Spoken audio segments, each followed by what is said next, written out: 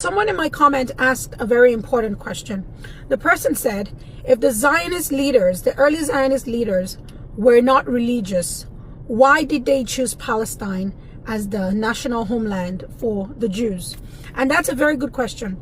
But what we have to remember is Palestine wasn't the one and only choice. There were many other choices on the table. Uganda was considered. Kenya was considered. Kimberley in Australia was considered.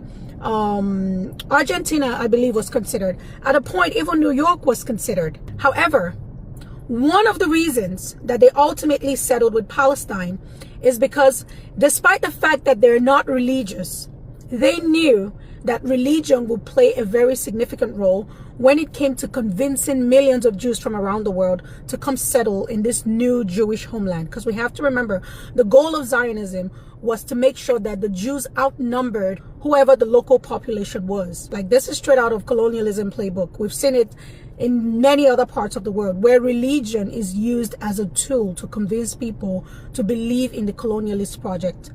So in Palestine, it was not any different. Early Zionist leaders knew that to be able to convince millions of Jews from around the world to come settle in this new homeland, there had to be a push and a draw beyond just, we want to create a nationalist homeland for the Jews. And that push and that draw was the fact that Palestine is already the Holy Land. Now, Palestine is the most sacred location in the world for Jews, for Judaism. Palestine is the most sacred location in the world for Christianity. And Palestine is the third most sacred for Islam. So it is called the Holy Land for a reason. Now, if you were on that table negotiating or debating where the location should be, you knew that your goal was going to be convincing millions of Jews from around the world to come and populate and increase the numbers to outnumber the local population.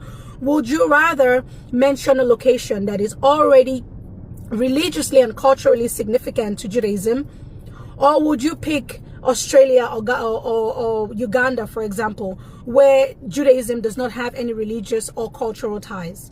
So regardless of the fact that they were not religious, they knew, like many other colonialist leaders knew, that religion would play a huge role in convincing people. And it has, we can see today, even the Jews who are not religious, still for nationalistic reasons, and saying, yes, we're going back to, the ancient kingdom of Judah. That sentimental and emotional and religious pull has been one of the biggest success in convincing millions and millions of Jews from around the world to come settle in Palestine. So they may not have been religious, but they knew that they needed religion to fulfill the goal.